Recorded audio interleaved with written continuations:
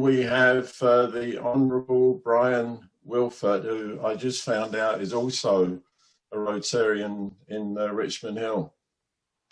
So he obviously knows about us. The Honourable Bryon Wilfert has over 20 years as an educator at one of Canada's top prestigious private schools. He served for 26 years of elected political office, both as municipal councillor and as a member of parliament. He served as a junior minister of the environment, as well as shadow minister for foreign affairs and national defence. He served as vice president of APPECD, which is Asia Pacific Parliamentarians Environmental Conference Development, based in Korea. Bryon holds a Master of Arts in Political Economy from the U of T, Institute of Corporate Directors Designs, which is ICD.D from the U of T Rotman School, and holds an accredited Municipal Clerk and Treasurer, AMCT, in Municipal Administration from St Lawrence College. He was awarded the Order of the Rising Sun, Gold Silver Star from His Imperial Majesty and the Prime Minister of Japan for his tireless work on Canada-Japan relations. He holds the Queen's Gold and Diamond Jubilee medals. Wow. So welcome, Bryon. Very much. The most important part is that I am 38 years with Richmond Hill Rotary Club and a past president, a couple of Paul Harrises, and the best thing, as I was saying earlier, is that I've been Sergeant at Arms for many years because nobody can pick a pocket better than a politician. I love it. That's what they tell me anyways. Okay, and we also have Dr. I hope I pronounced this right, Resham Venayak, who is the administrator of CTL Education. I forgot to mention that Bryon Wilfert is chair of CTL Education. So Dr. Venayak has a doctorate in mathematics from the Indian Institute of Technology with more than 15 years of teaching experience. She is a passionate educator who believes in building the aptitude and enjoyment in mathematics for students. A keen learner, Dr. Resham enjoys working with the evolving technology to use it best for her students in an attempt to keep up their spirit and interest during these challenging times. Her strategic, innovative and empirical approach of delivery has guided students to understand their subject objectivity, boosting their mathematical proficiency. During her endeavour, she has been recognised and awarded for several social and academic achievements, such as the Best All-Round Student in Mathematics, Outstanding and Significant Contributions to Improving Hostel Life, Regularity of Work, Qualities of Perseverance, Industry and Plain Living. And the other guest we have here is Teresa Chan. I don't have a bio for her, but I know, I've forgotten your official title, Teresa, but I think basically you keep our other two speakers under control. Is that right? Okay. All right. So, Bryon and Dr. Resham, it's all yours. Well, I want to thank the members of the Rotary Club, or Scarborough, for this opportunity. Some other colleagues that are not with us. I don't know if you know Jim Lovett. Jim's been very much involved with Rotary for many years. As governor, he is on our board, as well as Glenn Waugh, who you may or may not know as well. But I want to thank you very much. These have been very challenging times, and we have a little story to tell. CTL Education has a profit and a non-profit arm. And today we're here to talk about the non-profit arm. CTL Education was actually involved in starting the development of schools internationally in places like Vietnam, Peru, Nigeria. These would be bricks and mortar operations. In other words, we would bring Canadiana to these parts of the world in conjunction with various schools there. That model, however, changed drastically once the pandemic hit, and we went to a total online operation. We have, they say, a nonprofit arm, which we're going to talk about today, but we have third-party validation in the sense that We have an alliance with Amazon, Dell Computers, TVO Ontario. Now, TVO Ontario, I didn't know this until I really got into this, has a huge educational operation around the world. And they are the ones who actually give the LSD certificates to students. We have the rights to operate in 3 countries at the moment. One of them is the 3 states in India, the UK, and the United States, particularly California. With the pandemic, we went online education. Online education, we hear lots about that, but ours is a little different than others. And Dr. Resham will explain why it's different, more holistic, and she'll talk also about gaming. For those of you who are not aware of what gaming is, you'll hear some interesting some facts there. Dr. Resham, do you want to? Can we, Gordon, put the screen and just yeah, you can share screen. That is available. That would be great, Dr. Resham, if you could put up the deck. Yeah, I would like to start with the video or with the deck. Start with the video, yes, which is on the nonprofit arm, which talks about what we're talking about today is disadvantaged or youth at risk.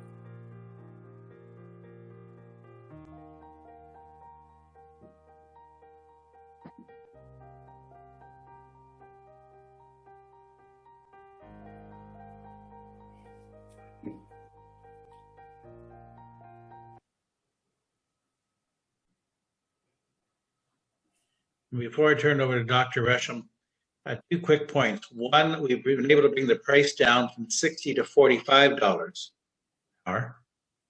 And I should say that I'm no stranger to Scarborough, as I was saying to Gordon and a few earlier. I lived on Felicity Drive, if any of you know where that is, off Bellamy, south of Lawrence, for 20 years. And got one of my one of my university jobs was when the Scarborough Town Centre opened, and at Burke. So no stranger to Scarborough, although I know it's changed since my day when I left in '81. However, we're going to turn it over to Dr. Resham to go through the CTL deck here, and he and Teresa can certainly add anything, as well as myself. So Dr. Resham. Well, the good news is that today morning we were able to bring down the price to $39.50. That's the update. Oh, okay. So, well, most of the grounds have been covered by Bryon himself. And yes, CTL has been evolving as an online education platform. Now, to add to this academically, the beauty of our institution is, of course, the gamification approach.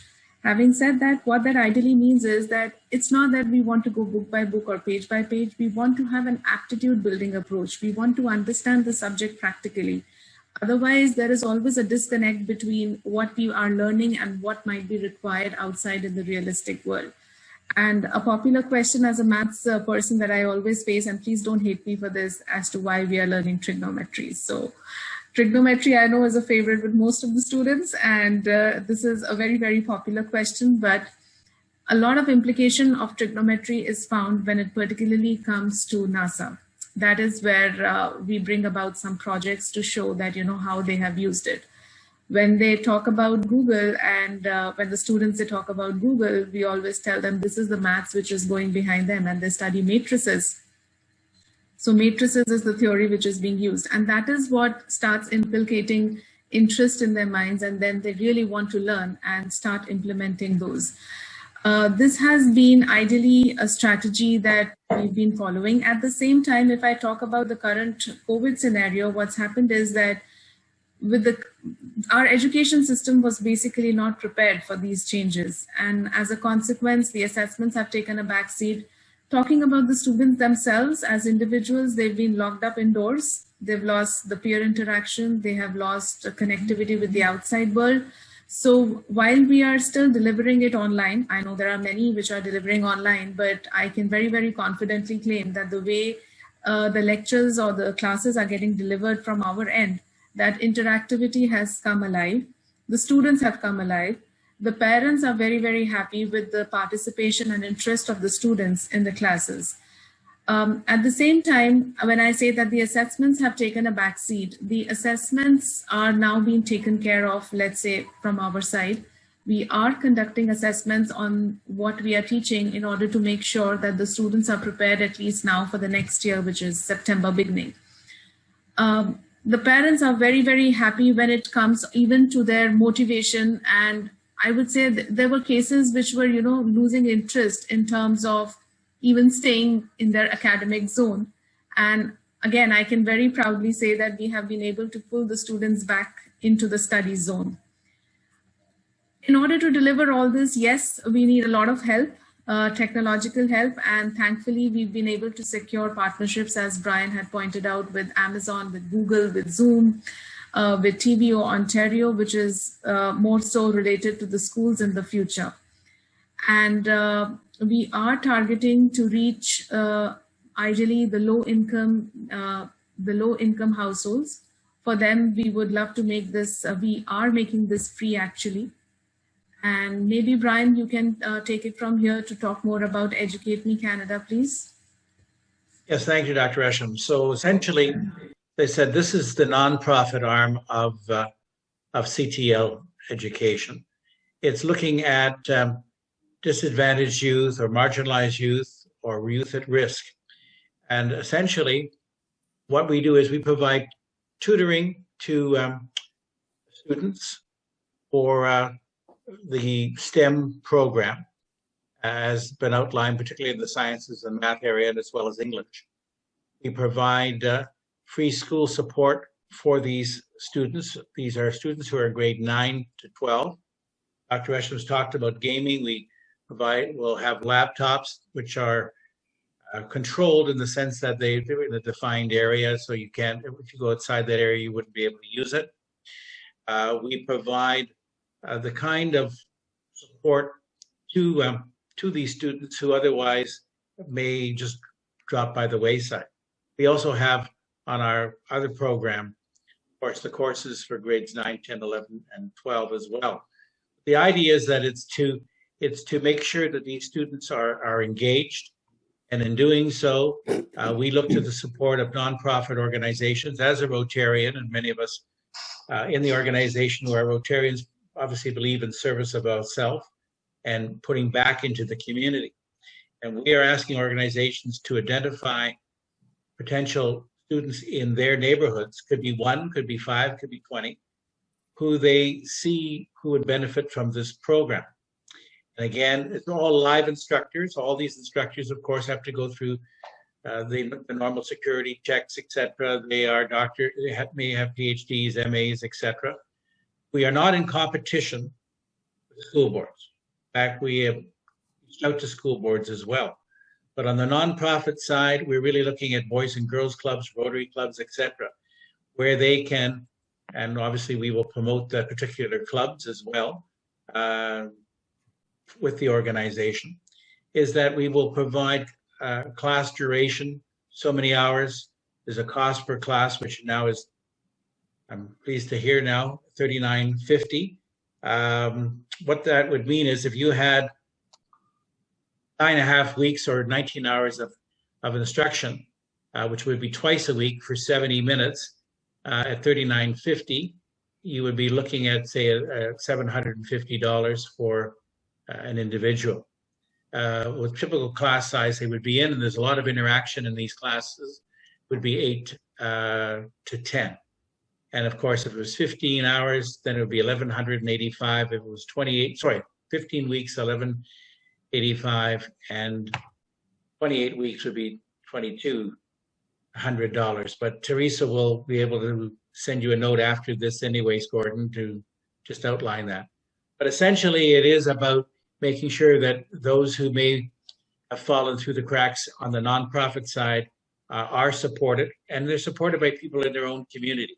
And we think that that is extremely important, that there may be nonprofit groups in your community, could be Parents Without Partners, could be boys and girls organizations that would need this kind of assistance.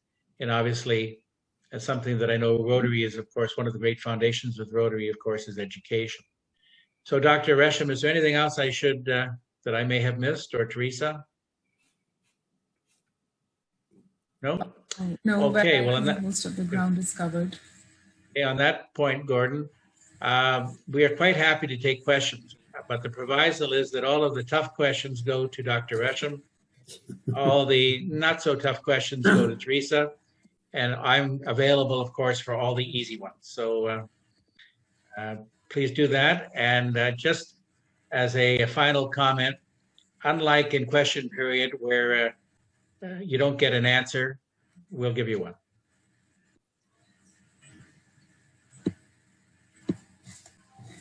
By the way, that's for any party that's in power. I have a question. What is the low income threshold that you use? 45,000 annual. Is that family or individual? Family. Family. Thank you. I have a question. I went onto your website and I saw nothing about the not-for-profit. It was all geared to payment for teaching. So your website is not showing anything about this the non-profit end of your business. The non-profit program, actually, we have activated quite recently, and the updates are still to be done on the website. But this program for the low-income families, the leaflets, etc., are already being sent out. And it is since about 3 weeks that we have activated this program. It's a very good question, and we should have it up and running very shortly. Yes, it's the profit side, but this really comes out of the fact that there were so many frontline workers, families, etc. We'd heard were having difficulty, and not only with their own jobs, but obviously their sons and daughters were really quite stressed out. And again, to provide that kind of assistance, we devised this particular program. But an excellent question, and yes, you'll see that shortly. Okay, and that's some of the advertising that we do there. So these are leaflets which are already out for the low-income households, and we are already doing that.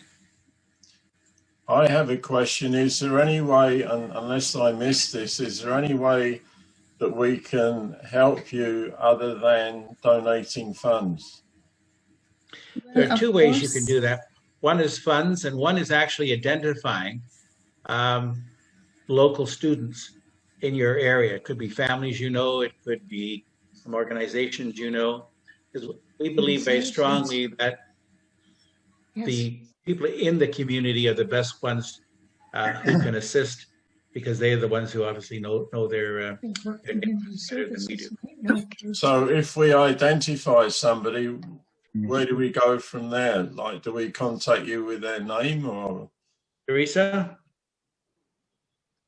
Here's Teresa. There she is. So if you find out the family, then you can send out their contact information to us through the email. Then we are going to ask for some proof, like the proof of income, such document to check, and then we are going to schedule. We are going to talk to the student to see which grade they are at, and then we ask Resham to ask about what academic requirement help that they need. Then we are going to schedule them. As a part of the enrollment process, if that's exactly what, Gordon, you're asking, then yes, we can be connected, but they have to tell us that yes, they are coming through you, so that we also know that they are coming through you. Yeah. And we will send out some information after this meeting in any event, going through some processes so that it'll be very clear to you and your colleagues. Okay, yeah, if you can send that to me, then obviously I'll forward it to everybody. Yeah. Thank you. When is this the tutoring? When is it available to them? Is it after school or weekends? How is the scheduling done? Because it's after school. My daughter is in grade 10, and they are snowed under with work at the moment. So it's after school. To be very specific, when it comes to the low-income families, for them it is absolutely scheduled from 4:15, and it roughly goes until 7:15 in the evening for Monday to Thursday. When it comes to the paid format, and just in case you're asking for yourself or anybody around, so when it is that, then we do give an option for weekends, provided it's a one-to-one session. Okay, Dave Hardy, you got a question? Yeah, thank you. I missed the front part of your presentation. My apologies. I was doing something else. But in Scarborough, we have a number of social service organizations that work specifically for people with low income. And for example, East Scarborough Storefront, Agincourt Community Services, Victoria Park Hub, they all work with immigrant folks. And I know East Scarborough Storefront has been really suffering because they don't have computers. But are you working with these sorts of organizations at all, or not? So we work with other organizations, with other Rotary clubs and Boys and Girls Clubs, etc. They, again, we don't work with them directly. They are providing through those types of organizations that you mentioned, students. We don't go directly to them because, again, we feel that it's really you in your own neighborhoods that have those contacts that are much better than us. I understand. Thank you. Hi, Danny? How does what they're being taught affect their high school credits? How do you integrate it? How, as far as access to universities, is it just something to supplement what they're getting, or are there actual credit courses? So as mentioned before, we are not in competition with the schools as such. So we are not giving them credits for any course that they might be doing with us. This is completely assistance, and yes, it is an extra help. Plus, definitely we are following the Ontario curriculum, so we make sure that we are in line with what the schools are expecting, the curriculum expectations are. It's ideally about the teaching strategy, the way it is being delivered online. It is very, very constructive, and it doesn't put the student to sleep. Where do you get your major funding from?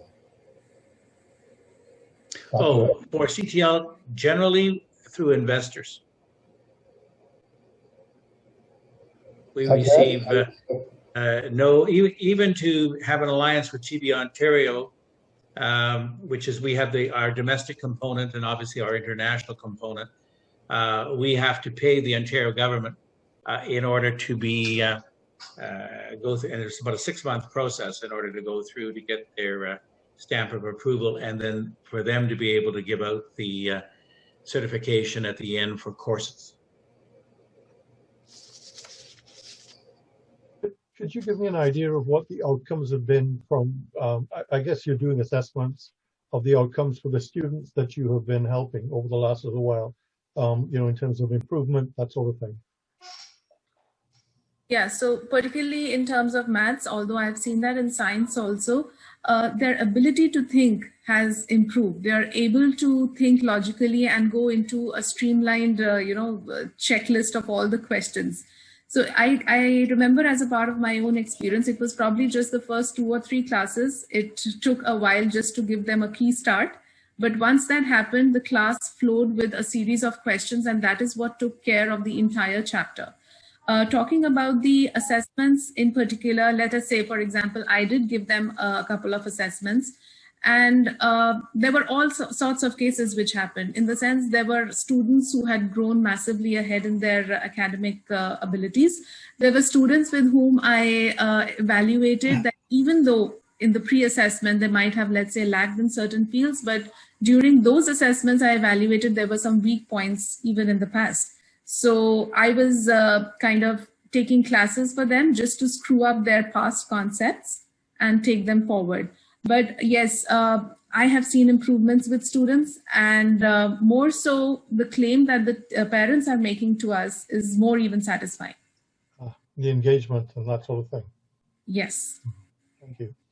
We have educators who love their subject, and what we want to do is impart that love to students, because if students, we've all had this, I know, in our own situations. Once you have an educator who does something that really connects with you, it can be with you for the rest of your life. You really become excited and prepared to really tackle whatever the issues are. And that's certainly something that our instructors do. And certainly when I was an educator a number of years ago, that was always my goal, imparting that love of the subject, which in my case happened to be history and politics. I have a question.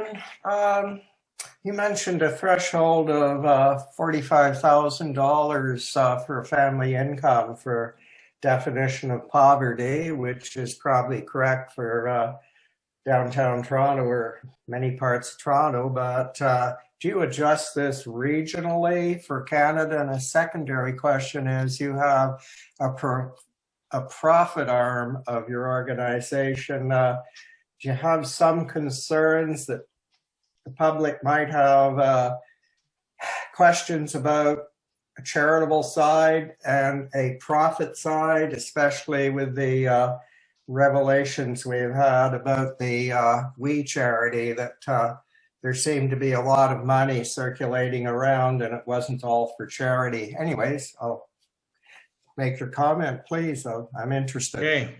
Well, we don't have that problem about a lot of money circulating around, I can tell you that. As far as the profit arm, the nonprofit, we do have a charitable status with the provincial government. The definition, by the way, came from the province. You make a good point about adjusting it regionally. We haven't looked at that yet, but that's something we could certainly take under advisement. As far as the federal government is concerned, we are in the process of obtaining our charitable number from the federal government as well. but the two are very, very separate, and obviously we are very judicious. We have a very open book in terms of obviously our accounting. We got to make sure that if monies are donated or sponsored on the nonprofit arm, that they are accountable, particularly for organizations like Rotary. If Rotary is going to do assistance of any kind, that has to be very transparent. But on the adjustment side, that's an interesting point to look at. The province just gave a general 45,000, but could be something to look at. Thank you very much. Anybody else? Dr. Venayak, I just want to, the grades that you're teaching, is it the lower grades, like what, 1 through 6 maybe? You don't go higher than that then, or do you? I don't know. The other question, or the side of the question is if you, in my own experience, is that if kids miss out on those basics in math, I'll talk about mathematics now. If they don't understand the principles early on in life, by the time they get to, I suppose, grade 8, 9, 10, 11, 12, they'd have no idea how to add up. I mean, I use this, I go into a store and, you know, many times I've given them the extra 2 pence and said, give me the change. And they don't know how to do that for some reason. And that really bothers me that for some reason they give them the extra 5 cents and I want the notes back. They can't seem to figure that out. And I don't know why. I don't know why either, because I'll give them the answer and I'll say, well, I didn't see you have a calculator. I said, yes, I do have one. It's called the brain. Yeah, that's what I'm talking about. Yeah. Exactly. These things Dr. are Resham. kind of thinking, right? That's the problem. Yes. So yeah, we are catering people's minds up. That's right. I agree with you, David. We are catering to the high school. However, I completely agree with you. To tell you on that, I have been trying to develop a program, but you know, the challenge at this point of time, or even when the times were normal without COVID, was that students never had time in the evening to spend on these. They were more focused, let's say, with hobby classes or with, you know, completing the curriculum. But in my past, even before I had joined CTL, my summers were spent with students who were interested in learning the mental maths. So mental maths included all that you are saying, the basic skills and the principles of mathematics. So I remember I had level 1, level 2, level 3, level 4, depending upon how much a child could absorb. And I used to start with grade 5 and it used to extend up till grade even 9. There were people coming for grade 10 and 11 as well. But that is something usually we take care of this track, not in this program. It won't be possible. Is there a separate cost for that? I'm trying to build up on one, and we can see how it charts out. Okay, thank you. Okay, thank you. Gerd, are you there? No. Gerd was supposed to officially thank the speakers, so who else is in Gerd's group? No, Yes. here. I'm all here. Yeah. Okay, please. I thought you'd done that on purpose. No. You know, I'm naturally shy. Yeah. Go ahead. Anyway, thank you very much. That was very, very interesting. It's always so amazing to see that there's such a demand for these services for a large group of our population that sometimes we don't see. And it's really fantastic what you're doing. And I think Al put the nail on the head there. You have to set the foundation of all learning, especially with the STEM kind of stuff. If you don't know how to add up, there's no way you can ever progress anywhere. So, and that's exactly, I guess, where you kind of come in, and that's really wonderful. So it was very, very interesting. So thank you for spending the time with us and telling us all about this. And I'm sure we will discuss it further in our groups, and especially see that we can maybe get some people to you or make it known. So I'm sure we will do this. So thank you very much for coming. It was very interesting. Thank you. Well, thank you very much. Thank you. And on behalf of our group, we want to thank you. And Gordon, thank you again for giving us the time. And the foundations are very true. I shouldn't tell you this, but I dropped mathematics after grade 10. It just wasn't my thing. But there is hope. Because in one of my jobs, I was the parliamentary secretary to the Minister of Finance, to actually Paul Martin. And I learned more in that job than any. It's the toughest job, believe me. Yeah. But again, I could add, subtract, multiply, and divide in my head, and I still can do that. So there is hope. But I forget logarithms. I think that's what really turned me off. I had no idea what use logarithms. I don't even think they use it anymore. And so that ended my mathematical career. But there was hope. So. Bryon, I don't suppose anybody knows what a slide rule is nowadays either. Probably true, Gordon, I still have my slide rule somewhere around. Okay, well... Thank you again, though. Okay, Bryon, Dr. Resham, Teresa, thank you very much. You're welcome to, for want of a better expression, hang around if you like, but we're going to be doing sort of Rotary stuff, so I'm sure you're busy. So if you want to depart, then we quite understand, of course. So thank you.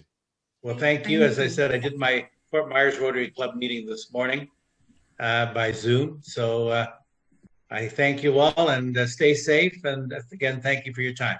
Yeah, thank you. Thank you. Bye-bye. Take care. Bye-bye.